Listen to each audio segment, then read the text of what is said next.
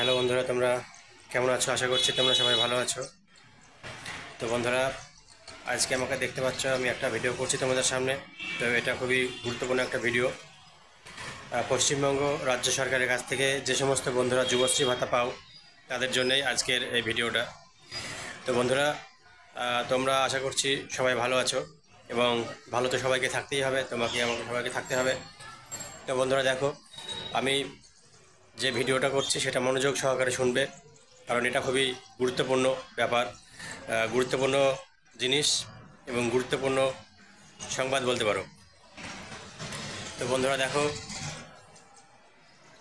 আমি আজকে তোমাদের সামনে যে ভিডিওটা করছি, এটা অনেকের জন্য সুখবর, এবং অনেকেই অনেক কিছু জানতে পারো না। তো আজকে যাতে তোমরা সেই জিনিসগুলো সব ঠিকঠাক জানতে পারো, তো সেই জন্যই তোমাদের কাছে এই ভিডিওটা করা। তো আজকে এমপ্লয়মেন্ট ব্যাংকের থেকে যারা যুবশ্রী ভাতা পাও, তাদের জন্য যেমন এই ভিডিওটা, তেমনি রূপশ্রী, কন্যাশ্রী, লক্ষ্মীর ভাণ্ডার, যে সমস্ত জিনিসগুলো রাজ্য সরকার দিয়ে থাকে, তো সেইগুলো নিয়েও আজকের এই ভিডিও। তো আশা করছি সবাই এই ভিডিওটি মনোযোগ সহকারে দেখবেন, এবং চ্যানেলটিকে এখনও পর্যন্ত যারা সাবস্ক্রাইব করেননি, তারা এখনই সাবস্ক্রাইব করে রাখবেন। কারণ এই এমার্জেন্সি ব্লগ ভিডিও চ্যানেলে খুবই গুরুত্বপূর্ণ জিনিস দেওয়া হয়, আপনারা জানেন, এবং অনেক সাবস্ক্রাইবার বন্ধুরা আছেন যারা প্রতিনিয়ত আমার এই চ্যানেলটি দেখেন এবং অনেক কিছু জানতে পারেন।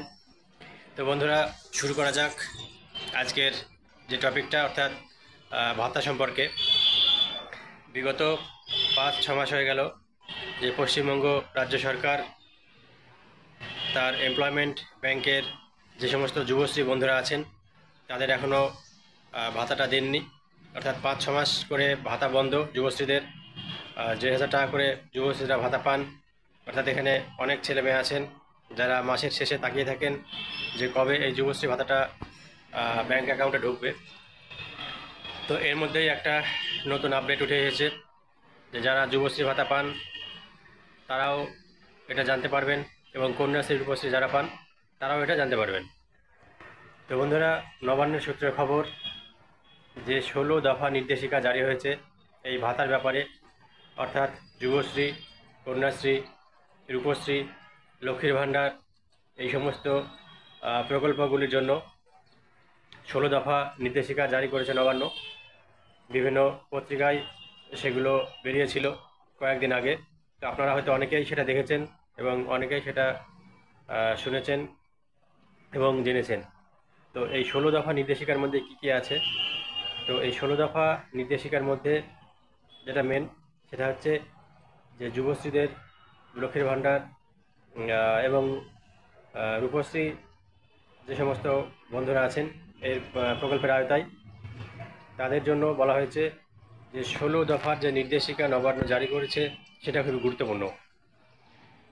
এই 16 দফা নির্দেশিকার মধ্যে রয়েছে যে ব্যাংক অ্যাকাউন্ট দুবার চেক করতে হবে। অর্থাৎ টাকা পাঠানোর আগে ব্যাংক অ্যাকাউন্ট দুবার করে চেক করা হবে, এবং ব্যাংক অ্যাকাউন্টের ক্যান্সেল চেক বা অ্যাকাউন্ট ঠিক আছে কিনা সেটা দেখাতে হবে।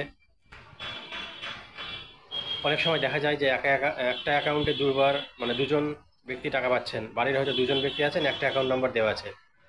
এটা করলে চলবে না, এটাকে চেক করা হবে। তো এরকম আরও বিভিন্ন দফা আছে, 16টা দফা। তো একটা অ্যাকাউন্টের একজনই টাকা পাবে, দুজন টাকা পাবেন না। টাকা পাঠানোর আগে আপনার চেক করা হবে অ্যাকাউন্টটা ভালো করে ঠিকঠাক আছে কিনা।